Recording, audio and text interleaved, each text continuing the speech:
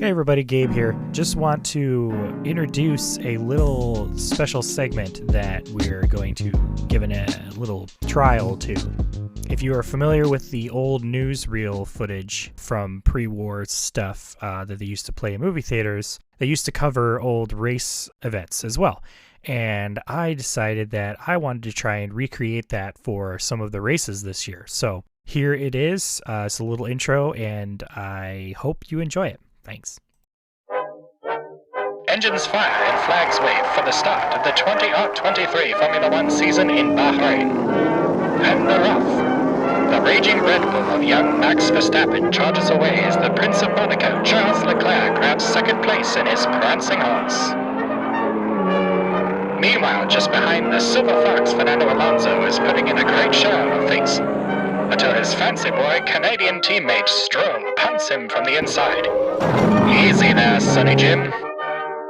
Alonso doesn't miss a step or a gear change as he rockets past young George Russell and the mustached Finn Valtteri Bottas to snag 5th place. Meanwhile, trouble for boy wonder down under Oscar Piastri, driving the wheel off his McLaren literally as he pulls into the pits. His team puts on a new one, but its bucket of bolts has said enough and retires. British heartthrob Lando Norris comes into the pits for a top-off of hydraulic fluid. This is proving to be quite the thirsty beast of a motor racing car. Back up front, the Mexican dynamo Sergio Perez retakes second place from the Monegasque Leclerc. I'll be taking that from you, Charles. Thank you very much.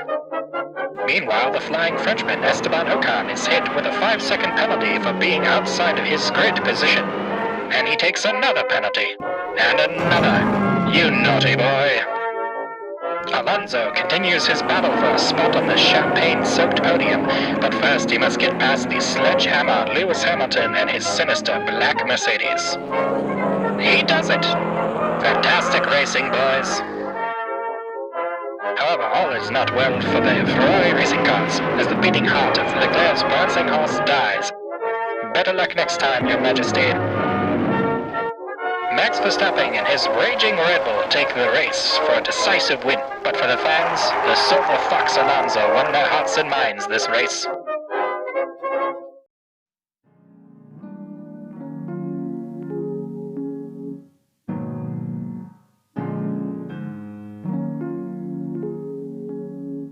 All right, welcome to F1 or F Off, your audio pit stop for F1 news and race reviews. I'm your host, Gabe. And I'm Idris. What it do, baby boos? What it do? So, first race of the season is one and done. What a doozy this one was in many ways. Look, we're not even giving you guys a preamble. We're just going right into it. No, we're going right. Honestly, we're going right into it. Yeah. You know, Idris and I, we catch up before we do any recording, so you guys don't need to hear that. You don't need to hear personal life stuff. We're here to talk about what you care about, and that's the race. You don't need to hear about how I ate tons of cupcakes over the weekend. You you didn't tell me that. I did. Tons of cupcakes? I did, yeah. Oh, that's fair. I had like 4 mini chocolate muffins. So, like, yeah, I was definitely gorging yesterday pretty badly. Are we talking like the Hostess ones? No, there's a good, it's funny. We talk about jumping right into this show and then we just start talking about personal stuff. This is fine. I just walked down to the food carts by me and I got myself a sandwich and some yuca fries. And then I went into, there's like a Mexican food market. It's like a little market. Yeah. And they just had like these packages of like, it's like Hostess cakes, but like they were like vanilla muffins with like little chocolate things on top, and they're the size of like a oversized, like slightly smaller than a tennis ball. But I got to stop that. So yeah, I had smoothie and tea this morning. So that's there we go. There I go. Yeah. You can always press reset, Yeah, well, that's all right. I got to do a hard reset. So yeah, we're here today to talk to you guys about the Bahrain GP. This was, like we said, it was a doozy. This was really good. Doozy. Hopefully you guys like some of our takes, some of our hot, spicy takes. I'm sure they'll probably be in line with what a lot of people think. Yeah, white hot takes. So with the Bahrain GP, just a little bit of background on that for those that aren't familiar. It goes, I think, officially by the name of the Gulf Air Bahrain Grand Prix. Mm-hmm. This track was founded back in April 2004. Country of origin, Bahrain, clearly. You don't say. Really? Yeah. It's also a nighttime race. I don't know if you guys noticed that. Although I don't think this was always a nighttime race. Gabe, you mentioned that it was also a daytime race. At one point, no, right? it wasn't, and it makes me a little sad, honestly, because it like if you watch preseason testing, you see them racing during the day, and like Bahrain is sort of it's kind of in the desert, and at least where the track is, and so it's just really there's something about it during the day. It's really pretty. I like the layout of this track, although I have a hard time with spelling in general, so I keep forgetting how to spell Bahrain, and that's my struggle every time I try and type it or write it down. It's like, I think, what did I write in my notes? It was like Bahreign. Like I'm just like all over the place. Yeah, I think when you pronounce it, it's like Bahrain, right? Like there's like a glottal stop there. Yeah, I need to just remember that. There was that push, I think it was a few years back, where they're starting to do more night races. I think it was kind of when like the Saudi Grand Prix started coming around. They do like the dusk into night, and so I think Bahrain just happened to have the light infrastructure to do it. So there's like, well, why not? So 77 degrees Fahrenheit there right now at 11 p.m. So you can imagine it's probably a scorcher during the day. So that's probably why they do that. Just to finish out some of the quick stats on the track. The F1 driver with the most wins at Bahrain is Lewis Hamilton with 5 wins. Mm-hmm. He did not add a win today, though. No. Yeah, we'll get into that. Qualifying was really fun to watch. I was so blown away with Williams, like to the point that I was just like, "Whoa, wait a minute! Are these guys gonna be maybe like squarely midfield? Maybe even best of the rest? Maybe that's saying a lot, but." I was very surprised with Williams, and Haas had a good showing too. Nico Hulkenberg coming out. I think he got P7? He made it to Q3. And I think he started P10. Alonso was P5. Yeah, because it was Red Bull, Ferrari, and then Fernando. But yeah, no, Williams definitely strong. I'm really happy about it because I just, I think that they've worked really, really hard the past few years and have had a lot of lean years, and they deserve to sort of have a come up. And their qualifying was pretty good. It was a pretty strong showing, and they also translated that to the race pretty well. McLaren, man, I just like even in qualifying, qualifying to start with. I mean, it was just like, well, come on, guys. Like, they were having a lot of struggles in preseason, and it sucks to see, and especially because there's all this hype around Piastri, and there was the whole controversy of him like being an Alpine driver and then not going to Alpine and going to McLaren, and now everybody's just like, hey, like, do you regret that? Like, even though, as we'll talk about, I don't even think Alpine is being particularly strong necessarily, but we'll see. I think one of the other big highlights out of quali was that Aston Martin was looking real nice. Looking real nice. It looked great under the nighttime lights, and that green it pops. It is chef's kiss. It is. I will say though, they were talking about Ferrari and Alpha being hard to distinguish. At least in the nighttime race, it's almost hard to distinguish the Mercedes and the Alpha under the lights. I would say that's a better comparison. Because anytime I see the Alpha, I'm like, that's definitely an Alpha versus a Ferrari, right? I mean, I see the red first, and so from there you kind of do like a 2 + 2 is 4, and I mean, all these dark cars. I think in the nighttime, I think it's it's a lot harder. I think during the day, the green will reflect more of the light from the sun and stuff. Yeah. So I think that'll make life a little easier. But yeah, absolutely. Walk us through the beginning of this race. Ooh, all right. So a lot happened. A lot happened. So first off, I was watching the Sky Sports stream with your boy Crofty and Brundle.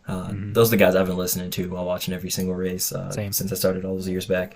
But yeah, damn, lap 1, they came out swinging. Right off jump, Alonso and Stroll touch, and well, did they touch or did Stroll just punt Alonso? There you go. That might be more accurate. Didn't that happen last year at COTA, by the way? Well, no. So I mean, they definitely came together at COTA, but what happened there was Alonso was trying to pass Stroll on the straightaway, and Stroll moved over.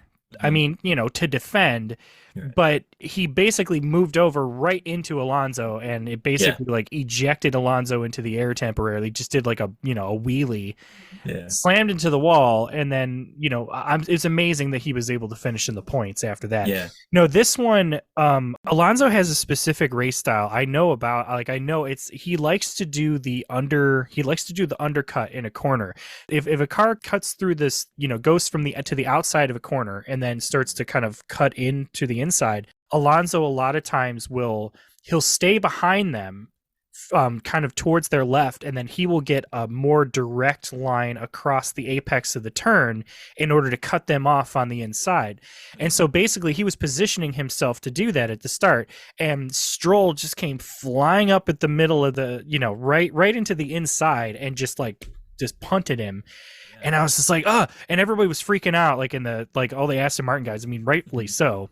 Of course. And I just think it was just, I mean, I don't know if Stroll locked up or anything, but I feel like he just sort of, it felt like that sort of anxiety move that like guys do when they're playing like Forza Motorsport and you're trying to just cut half the field and you just dive into the inside and just bump into people and just force your way through.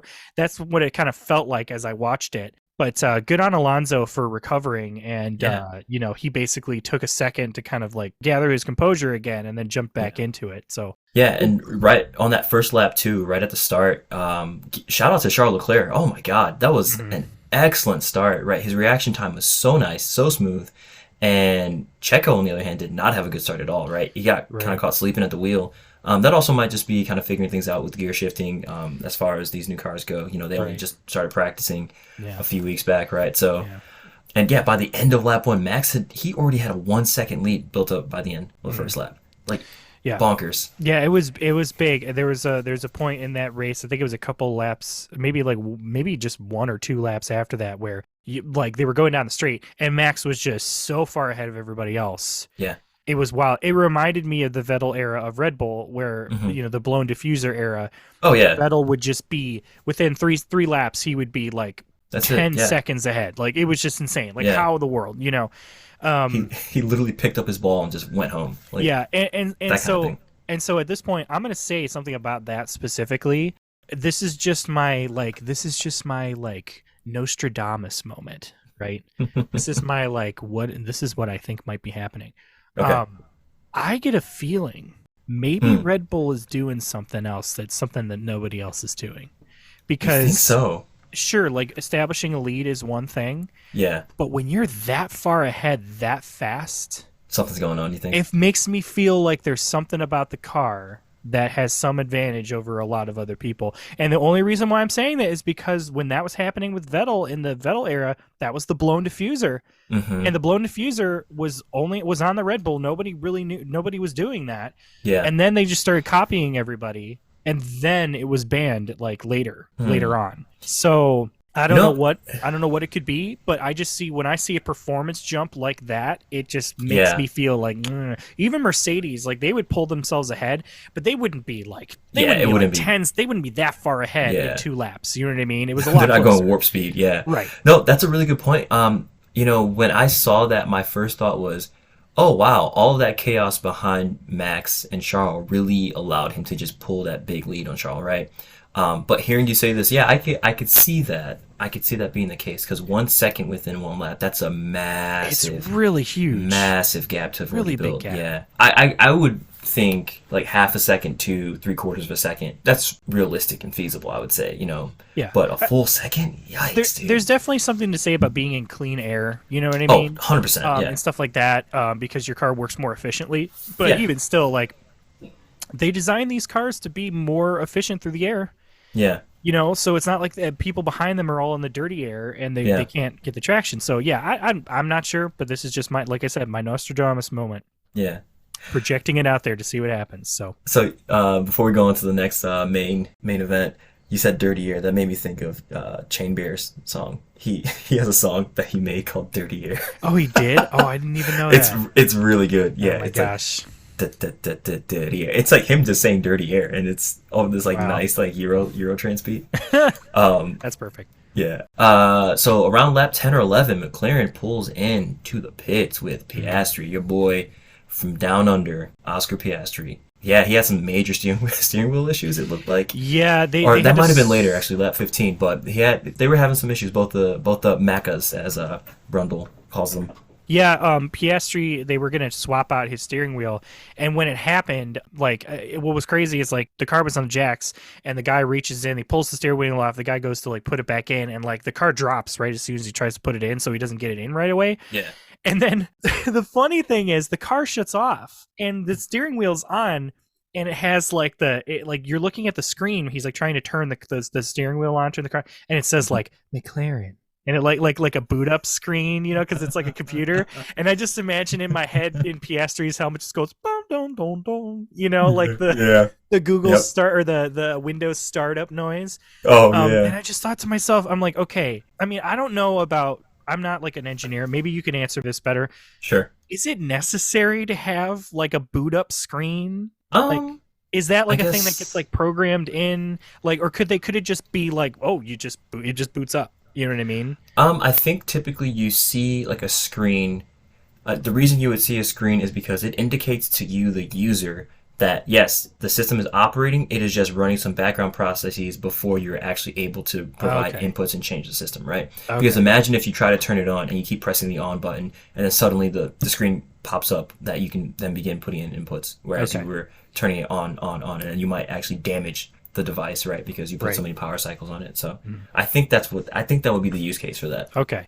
Yeah, well, whatever it was, they could not get the car going again, and they just retired it. Oh my god. Which is just a bummer. I think he retired on 15 maybe, because that was also when Max was coming down the pit lane, and they're like, oh, here comes a Red Bull just coming down, and you just see like the McLaren in the back like, hey, yeah, I, it's just I can race like, well, too, you know.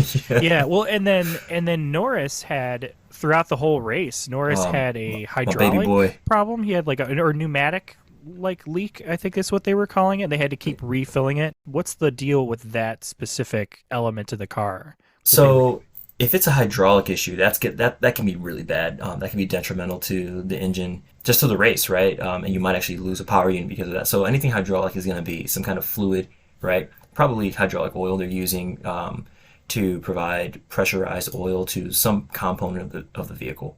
I don't know where exactly it would be, but you can imagine if you have something that's pressurized and you have a leak, you cannot maintain that pressure, right? And so you're not able to actually push that fluid to where it needs to be in the vehicle, and then, or specifically the power unit. So you can run into an issue where you're actually running the engine really hot at these really crazy high operational conditions they're running at, and then you'll just kill the power unit.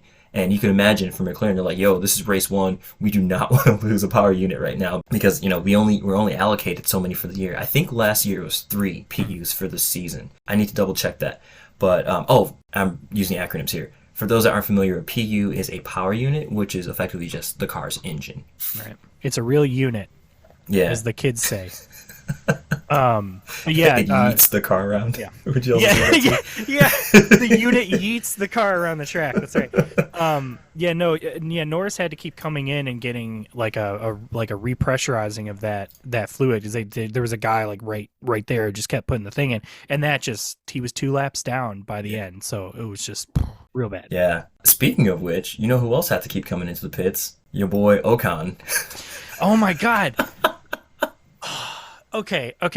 So let's do a play-by-play of basically what happened here. So first, he pulls into his grid position, but he is slightly out of position. So like they have the lines drawn out, painted out on the track within your box, but the car's wheels have to be within a certain position. They can't be over the line. They can't be to the right of the line too much. I mean, there used to be positions where like Max would like angle himself towards somebody else so that when he takes off, he has like a more aggressive like attack. But the wheels have to stay behind a certain thing. There's a position your car is supposed to be in. So he like let the car slightly roll. So he was out of position. So he gets a 5-second penalty for that. He comes in to serve the 5-second penalty and also get a nose change.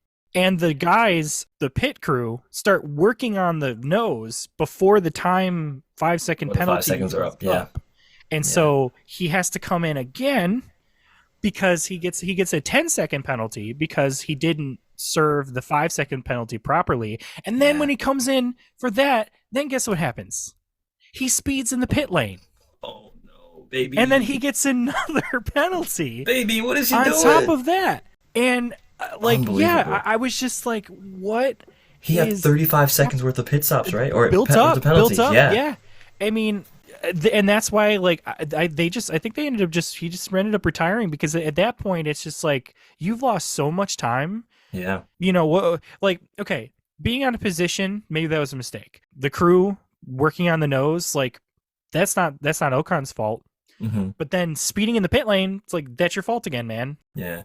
And of all the penalties too, the FIA does not take kindly to speeding in the pit lane. That's the one that they will throw the book at you on. No, I mean, because it's safety related. Yeah. It's not there arbitrarily. I mean, it's just, I mean, you watch the old races back in the 90s, those guys just like flying through, and there's just like crowds of people just like, I think they had a certain speed limit, but it was not anywhere near what it is now. It's so strictly regulated, but safety grounds for that. So yeah.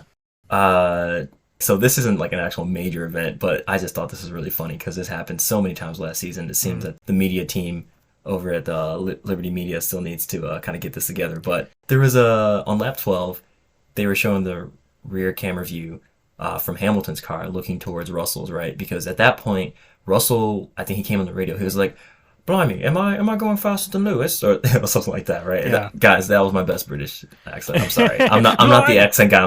Would you like some water?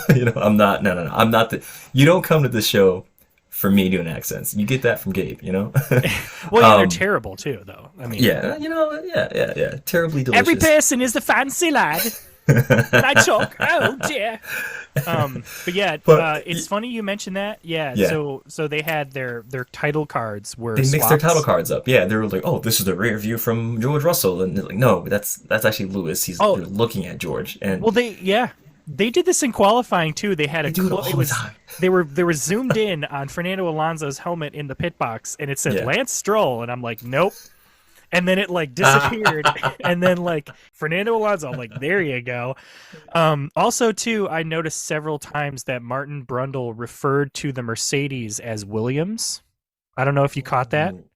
Yeah, because they were talking about just like, he's like, Fernando Alonso's coming up on the Williams here, and I'm just like, Williams? And like at first I'm like, okay, it's a mistake, but then like he does it again, and I'm like, maybe he's sort of remembering previous races and stuff, but also like, it's the adrenaline of being at the race. Of course. Sort of getting that. So it's like, it is funny though, like the commentators a lot of times will make those mistakes, and you just have to just kind of be aware of yourself of what you're watching. But I did think it was funny that of all the teams that he could have said, he said Williams in replacement of Mercedes. So, I mean, hey, maybe that's, maybe that's sign of things to come. Who knows? Yeah. Absolutely. I think at this point, Alonso had passed Lewis.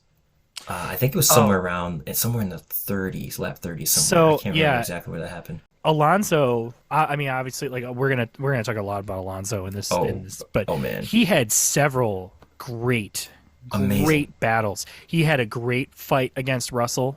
Completely, fairly early so on. respectful. The way they dueled was just so beautiful, right? Like that's the kind of racing you want to see, where they're trying to outfox one another, but at the same time, there's a respect there. It was great. Yeah, well, it's a sign of just good drivers. Like if you can do that, like if you panic under pressure and you make a dumb move, like you could really cause some problems, not only for yourself but for your other drivers. So. Fernando had so many close calls this race, and like so it was amazing to see him perform. But he pulled a move. I know this move he does every time he does it. It's this like he does this thing where like a lot of drivers will try and just cut in on the inside of a corner. But what Fernando does is if he can't pass them with the DRS down at like a tight braking zone, he doesn't try and cut over to the right and then cut in. He will go back behind them. He lets them go up, and then he will take a wide line and then cut in, like he sort of did what he was trying to do when Lance Stroll punted him. He pulled off this move several times during this race, and I always see it. I always know, and that's like the thing. Like Jensen Button had talked about, if you were to have all the drivers all in the same painted car, all in the same painted helmet, he'd be able to pick out Alonso. And this is an example of that, where it's just there's the way he passes, you it every time. You can see it. It's aggressive, but it's strategic. Like he's basically playing the drivers around him in this way. That's just really great. But yeah, he had a great battle with Russell, and then he and Hamilton started to kind of duke it out in the sense that they were, getting close, right? And they had sort of these different pit strategies. So when Hamilton, at this point, when he was coming in, he said something about, he asked the team, like, why aren't I staying out? Like, they were trying to worry about an undercut. And can you want to explain kind of talk about what an undercut is? So an undercut is one of these strategies that the pit wall will typically used just to get an advantage on someone who might be sleeping ahead of them. So an undercut would be where if I'm team A and I'm racing against team B in front of me, right? Me being team A, I'm going to call my car in to pit for new tires, right? And then when I come in for new tires, I'm going to come out potentially with a distance advantage and a speed advantage and a speed advantage coming from the new tire life that you have, right? An overcut, on the other hand, would be I pit after Team B pits, right? So then you are hoping that they don't have enough time to make up, create a gap on you, and also that their tires don't come in at the appropriate like temperature, speed level, all that kind of stuff. Right. And so Hamilton thought he could hold out for a little longer, but he ended up getting pulled in because they were worried that the Astons were going to undercut them. And Alonso ended up staying out for a few extra laps. He came out behind Hamilton, but not that far behind. And he lit his tires up.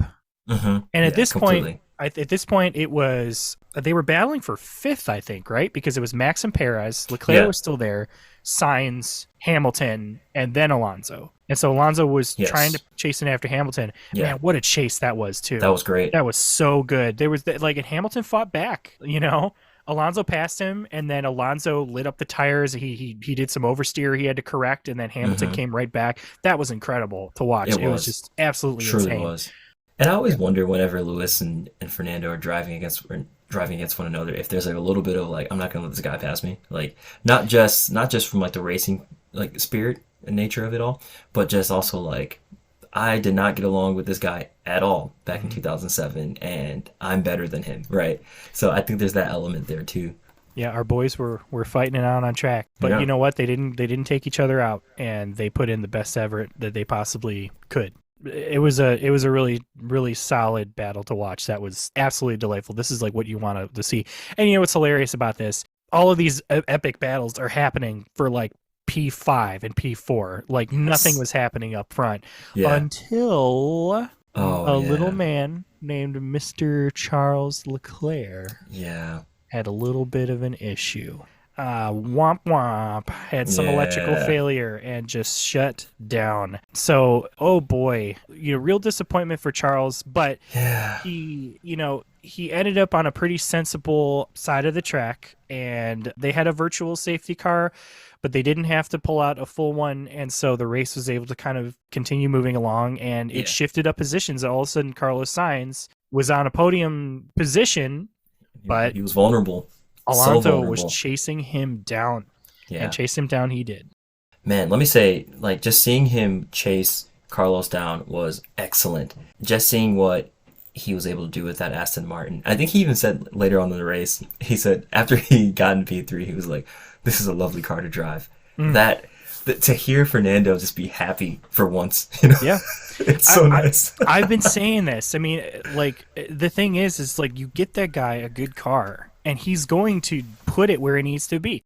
Talent is great, and talent in a good car will get you places, but it doesn't always translate to that.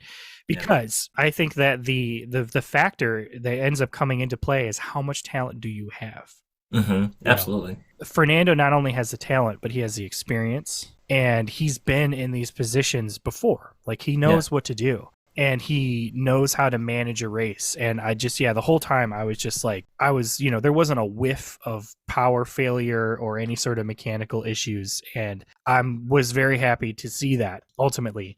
Man, he and Carlos had a great little scrap there at the end too. And being able to kind of pass his countrymen in that way, I mean, I'm sure Carlos was he was probably fanboying a little bit in the car while also being in the race, because it's like his hero is on the podium. So I'm sure he's glad. Several times, Yeah, I'm sure he's absolutely glad for that. But Hopefully this is not a sign of things to come for Ferrari. It's just to kind of sum up my sort of thoughts of everything. Obviously, absolutely over the moon for Alonso.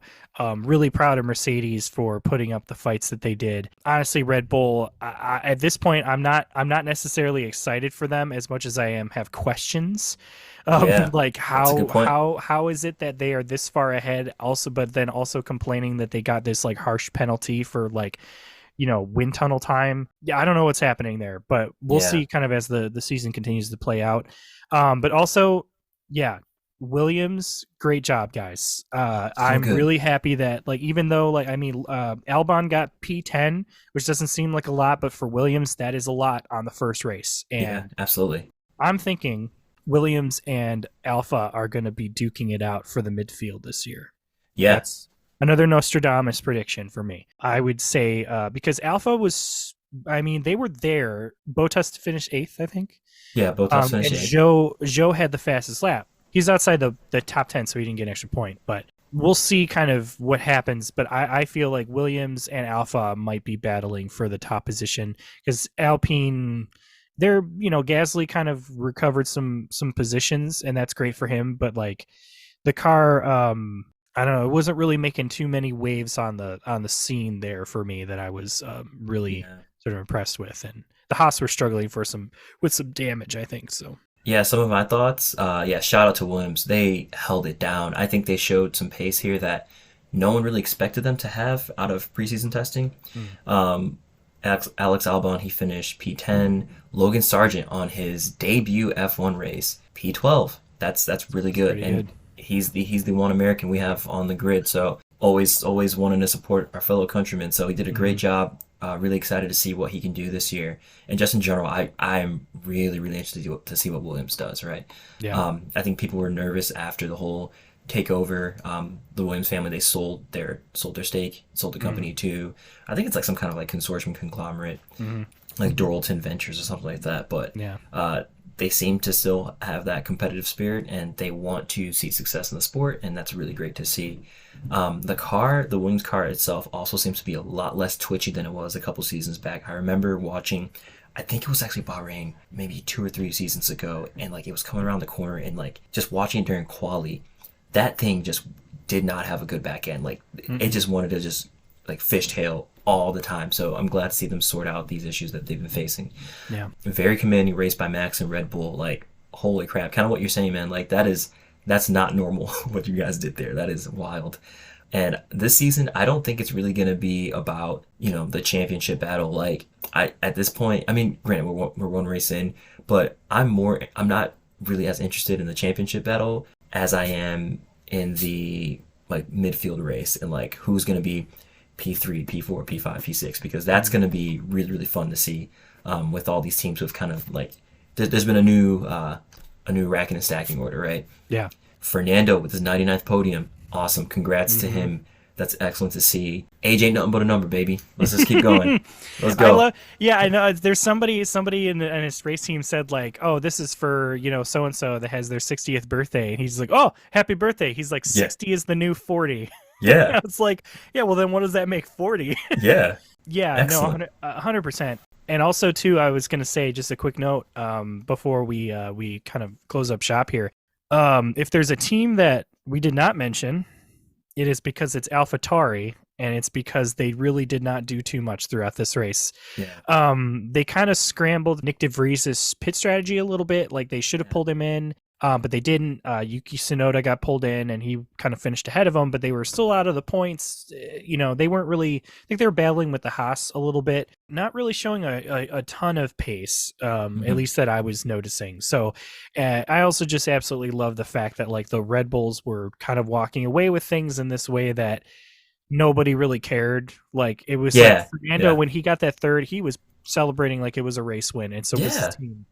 Because it was Uh, such a commanding third too, right? yeah, Like and that's like what was so impressive about it. yeah, and Max was just like, "Oh well, it's a good race. Let's go to the start. Good job." And I just like, and I'm Klaus, like, make sure my stroopwafel is ready. I mean, it was just like, yeah, this is what it feels like when you guys are just, this, like, I worry that it's going to be just another Red Bull domination period, because the whole point of why they did the regulation changes the way they did is to stop this. Exactly. So that's why I'm saying Red Bull might be, you guys heard it here first. You guys heard it here first on F1 or F Off, recorded on March 5th. Yeah, well, and honestly, we should maybe make this a segment for this season. We'll call it, we'll give it a minute every episode and call it the Red Bull, I don't know, not like conspiracy box or something like that, but just like, I don't know, like bits of evidence, and we'll build our case. Ooh, I like that. I like that. That's not bad. Red Bull Pucky, because it's not BS, so we can keep it clean. But it's some Pucky. Right. All right, guys. Thanks for listening to F1 or F Off. You can find us anywhere you listen to podcasts. If you want to hit us up, you can find us on Instagram at F1_or_F-off, and on Twitter at F1 or F Off. You can also hit us up at F1 or F Off podcast at gmail.com. All right, everybody. We'll see you next time. All right.